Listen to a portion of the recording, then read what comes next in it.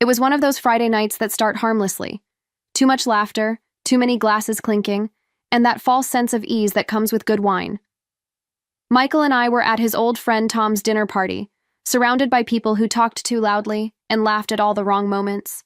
I sat there, smiling when I should, nodding when someone caught my eye, playing the familiar role of the polite wife. Michael, as always, was in his element, charming, funny, louder than he needed to be. The kind of man everyone loves at a table, except maybe his wife. I kept watching him, the way he gestured with his glass, how his words slurred just slightly, enough to make me wonder if the whiskey was the only thing making him bold. There was something strange about the way he looked at Tom, almost nervous beneath the laughter. It was subtle, but after years together, I'd learned to read the smallest cracks. My gut whispered that something wasn't right, but I brushed it off. After all, I'd been trained to ignore those whispers. When Michael got up to take a phone call, Tom leaned toward me. His breath smelled like bourbon and bad decisions. "You're lucky, Laura," he said with a grin that was both playful and reckless. "Not every woman's husband gets them a second home." I laughed politely, pretending I didn't hear what I thought I heard. "Second home?" I asked, keeping my tone light. Tom chuckled, raising his glass. "You know, the apartment. I helped him move the couch there last month." For a second, I couldn't tell if the room had gone silent or if my ears had stopped working. My smile stayed frozen, but something inside me cracked open.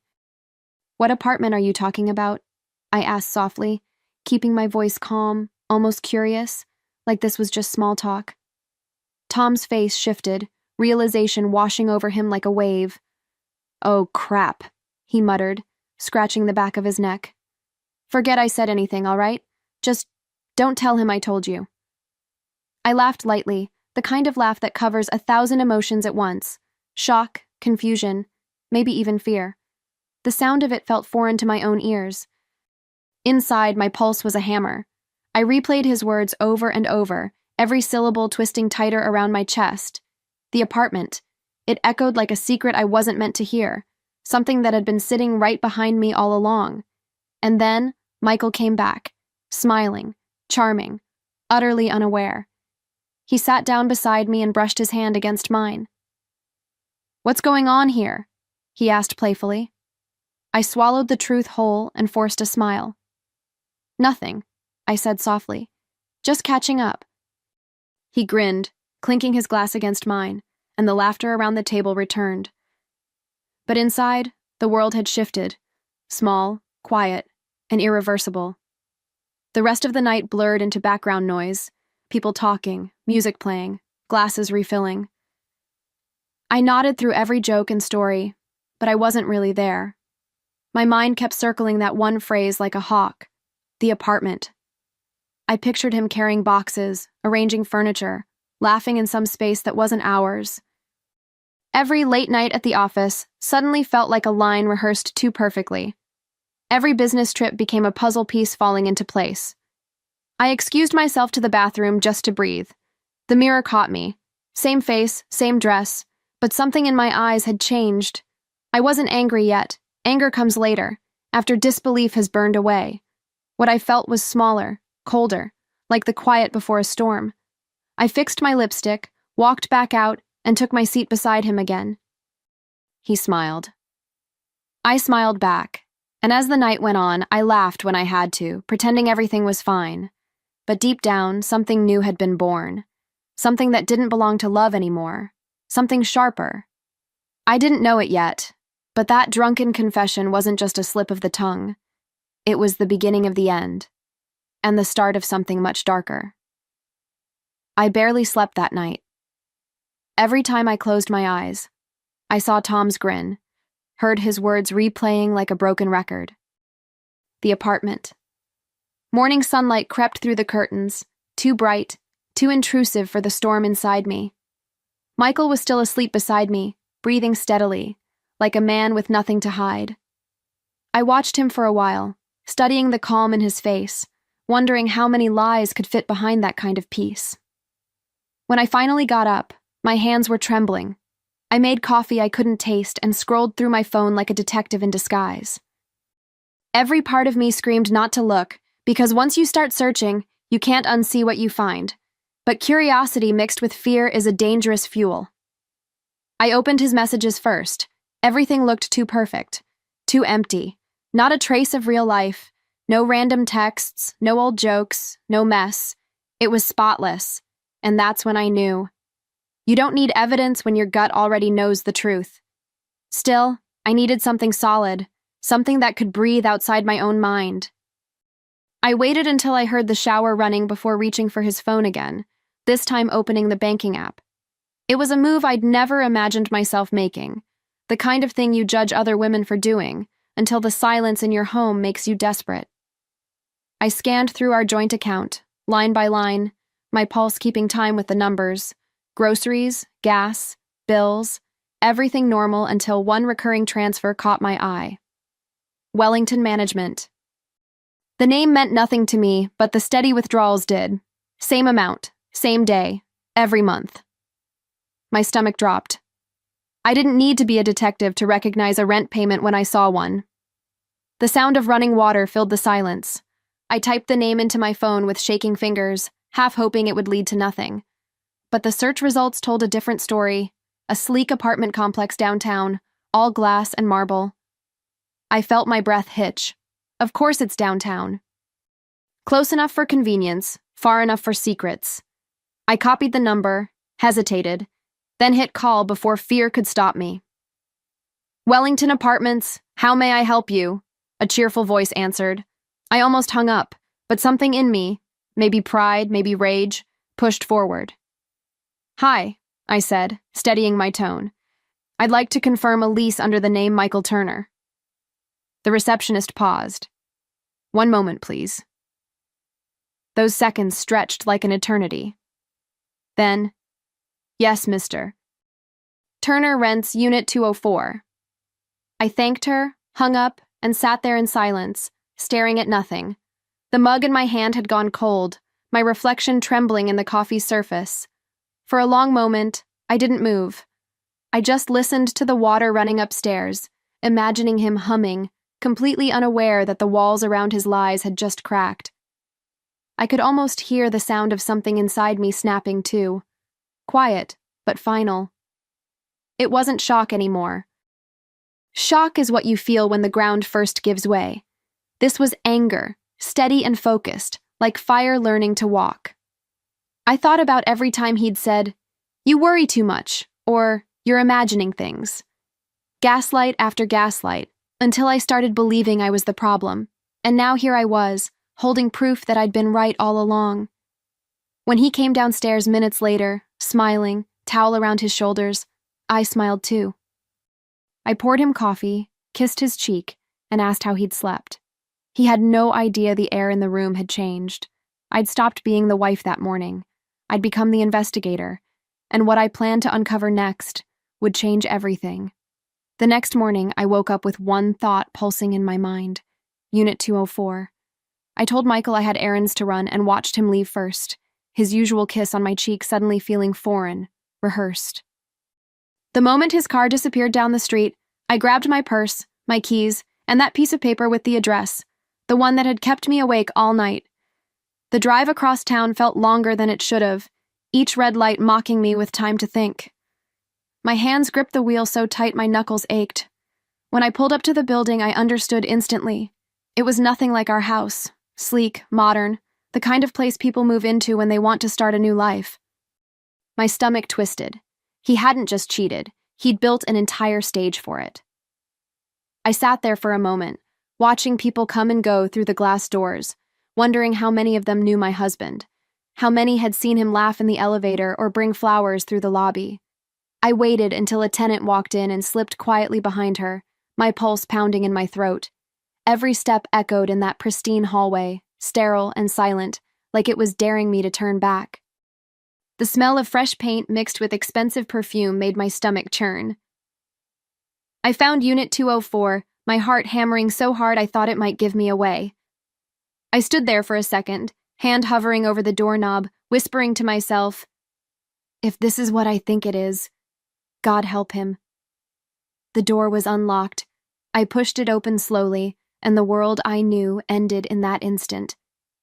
The air inside was heavy with something floral, not my perfume, not my scent. 2 wine glasses sat on the counter, one still half full.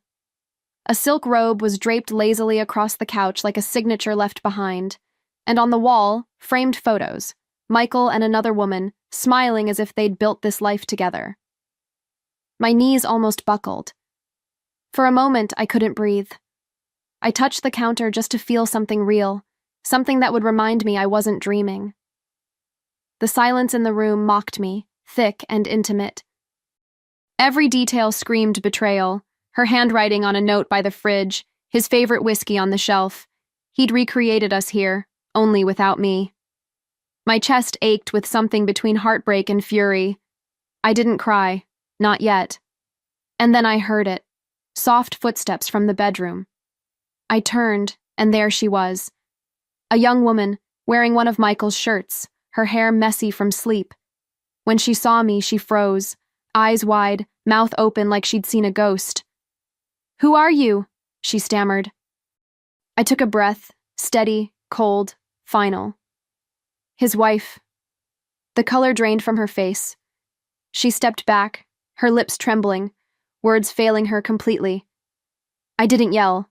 I didn't throw anything. I just looked at her, really looked, and saw everything Michael had traded me for. Youth, novelty, the illusion of passion. I almost pitied her. Almost. Because one day she'd learn the same truth I had. Men like him never stay loyal to anyone. They just move their lives from one address to another.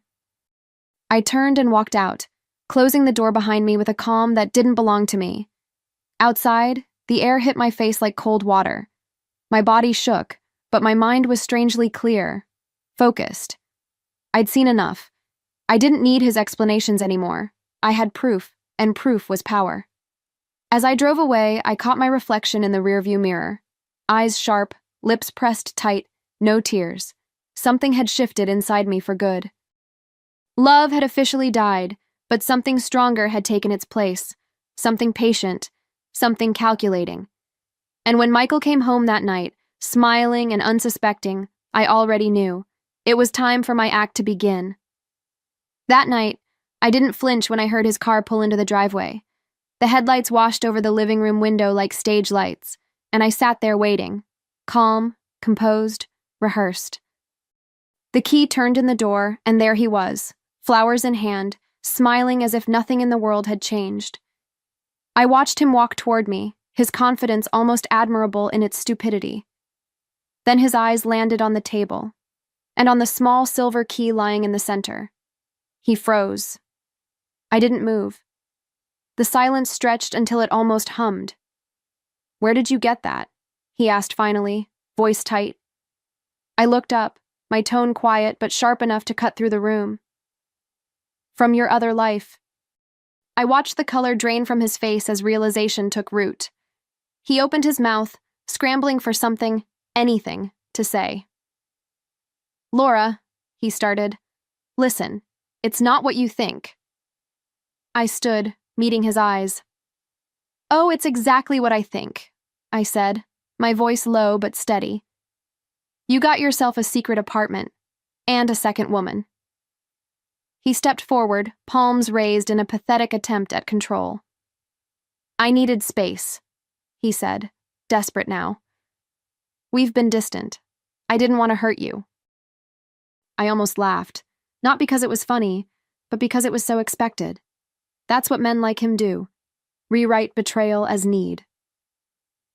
"You needed space?" I repeated, my tone almost amused. "So you moved out emotionally first, and physically second?" He looked away, jaw tightening, the guilt twisting him in real time. I circled the table slowly, like someone examining a stranger. Every memory between us suddenly felt foreign, every promise hollow. I'd spent years protecting what I thought was sacred, while he was busy furnishing his sin. He reached out, his voice softening, that old manipulative charm bleeding through. "Laura, please, you don't understand what it's been like. You've been so distant lately.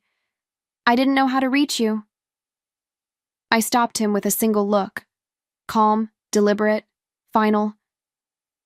You mean I stopped worshipping you, I said. And when the attention faded, you went shopping for a new audience. The sting of my words hit him, and for a moment, he had no defense left. There it was. The silence I'd been craving. The moment when truth fills every corner of a room, suffocating lies.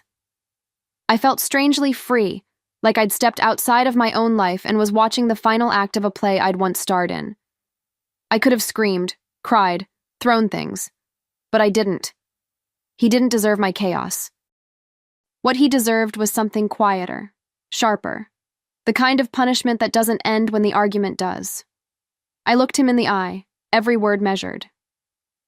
I thought about making a scene, I said softly. About yelling, breaking things, asking you why. But then I realized, I don't owe you my pain, just your consequences. His lips parted, but nothing came out. He knew I meant it. I picked up the apartment key from the table, twirled it once between my fingers, then set it back down like evidence in a trial. He tried again, voice trembling now. Laura, please, can we talk about this? I tilted my head, studying the man who once swore he'd never hurt me. Oh, we'll talk, I said, stepping past him. Just not tonight. You've already said enough without meaning to. The smell of his cologne suddenly made me sick. I opened the window, letting the cold night air flood in. He stood there, lost, holding those useless flowers. The irony almost poetic. I didn't tell him what I'd seen, or what I was planning next. That was mine to keep. Let him think the silence meant forgiveness. Let him sleep next to the storm he couldn't see coming, because when I'd finally strike, he'd never see it coming. The next few weeks I lived like a ghost with purpose. I smiled when I had to, spoke when spoken to, and let him believe I'd moved past it. But every morning, while he showered or left for work, I was already 3 steps ahead. I copied files, took photos, printed statements. Every secret he'd hidden from me was now tucked neatly in a folder labeled Freedom. Funny how betrayal can make you efficient. My silence became my weapon. The quieter I got, the closer he came to losing everything. I met with a lawyer on a Tuesday afternoon, my voice steady, my evidence ironclad. He's been misusing company money, I said, sliding over the documents. He's been paying rent for a private apartment with it. The lawyer raised an eyebrow. You have proof? I nodded. Proof was all I had now. Proof and patience. Once the divorce papers are filed, I continued, I want this information to reach his company, anonymously. The lawyer leaned back, impressed. That's brutal, he said quietly, but effective. I smiled, not out of pride, but peace. He built 2 lives, I told him. I'm just demolishing both. Saying it out loud didn't feel cruel. It felt clean, like justice, dressed in silk gloves. When I left the office, I could almost taste freedom on the wind. It was the same city, the same streets, but everything looked different now, sharper, clearer, as if I'd finally stepped out of his shadow. Back home, I played the part of the forgiving wife a little longer. I cooked dinner, folded laundry, even laughed at his jokes, all while moving quietly through my checklist. I'd already opened my own account, transferred what I needed, and packed away the things that truly belonged to me. Every night while he slept peacefully beside me, I was planning my escape with the precision of someone who'd been underestimated for far too long. There was a strange kind of satisfaction in it. Not rage, not vengeance for vengeance's sake, but something deeper. Control. After years of being the one waiting, worrying, wondering, I was finally the one orchestrating. And he had no idea. I even thanked Tom the next time we saw him, smiling as if I'd forgiven his drunken slip. You were right, I said lightly. Not every woman's husband gets them a second home. He laughed awkwardly, and I almost felt sorry for him. Almost. Then the day came. The papers were filed, the report was sent, and the silence that followed was glorious. Within 48 hours, Michael's world began to crumble. His boss called. His accounts froze. The company launched an investigation. He came home pale, trembling, muttering about misunderstandings. I offered him tea. Sympathy. Nothing more. Inside, I was already gone. When the envelope arrived, his official suspension letter, I placed it on the counter beside a neatly stacked pile of divorce papers. He found them that night. "Laura," he said, voice shaking, "please don't do this." "I'll fix it." I turned, calm as the sea after a storm. "You wanted your own place, Michael," I said softly. "Now you can live there, alone." His mouth opened, but there were no words left to twist. Lies had finally run out of breath. He tried calling me for days after that. I didn't answer. There's no point arguing with someone who only listens to themselves. The last time he tried, his voice cracked on the voicemail. "I lost everything," he said. "I'm sorry." I deleted it without hesitation. It wasn't cruelty. It was closure. The kind that doesn't need witnesses. And as I stood in my nearly empty home, surrounded by half-packed boxes and a silence that finally felt safe, I realized something. I wasn't the broken one. He was. My revenge wasn't about destruction anymore. It was about reclamation. Of power. Of peace. Of me. 6 months later, I turned the key in a new door. My door. The apartment smelled faintly of fresh paint and lavender, sunlight pouring across the hardwood floor like a silent blessing. It was smaller than the house Michael and I once shared, but it felt bigger in all the ways that mattered. Every corner was mine. Every choice, every color, every imperfection. I'd chosen it that way. To start from scratch. To build something honest from the wreckage. I stood in the middle of the living room, glass of wine in hand, and listened to the quiet. Not the heavy, suffocating silence I'd lived with before. This was peace, soft and alive. The kind that hums beneath your skin. I ran my fingers over the kitchen counter, remembering how I used to cook dinner for a man who barely noticed I was there. Now I cooked for myself, and somehow it tasted better. When my best friend dropped by that evening, her eyes widened. "It's beautiful, Laura. A fresh start?" she asked, smiling. I laughed, the kind of laugh that comes from deep in your chest, unforced. "Yes," I said. "Only one key this time. And it's mine." We toasted to that, the clink of glasses echoing like punctuation at the end of a long, brutal sentence. Later, after she left, I stepped out onto the balcony. The city buzzed below, a mix of voices, car horns, and the rhythm of lives continuing. I took a slow sip of wine, letting the evening air brush against my skin. There was a time I'd have felt lonely here, surrounded by quiet and walls that didn't know my history. But now, it felt like freedom, like breathing without permission. My phone buzzed on the counter inside. I didn't need to check to know who it was. Michael's name glowed faintly across the screen, followed by the words, "I lost everything. I'm sorry." I stared at it for a moment, not with anger, not even with satisfaction, just distance. Then I deleted it. No hesitation, no second thought. It was as if erasing him from my phone was the final step in erasing him from my life. I set the phone face down, took another sip of wine, and looked out at the skyline.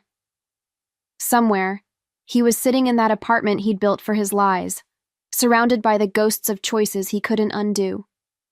And somewhere else, I was finally alive again, far from the woman who used to wait for him to come home. Inside, soft music played. Something calm, something new. I curled up on the couch, the night pressing gently against the windows, and for the first time in years, I didn't need anyone's voice but my own. The fear, the anger, the hurt, they were gone. What remained was clarity. I had walked through fire, and somehow I'd come out cleaner, stronger. I thought back to that night at Tom's house, the laughter, the clinking glasses, the careless confession that shattered everything. How strange that the moment meant to humiliate me had become the spark that rebuilt my life. Every lie he told had pushed me closer to my truth. Every betrayal had been a quiet invitation to begin again. As the city lights flickered in the distance, I whispered to myself, smiling. He built his secret apartment to hide a lie. I raised my glass, the wine catching the light. I built mine to live my truth.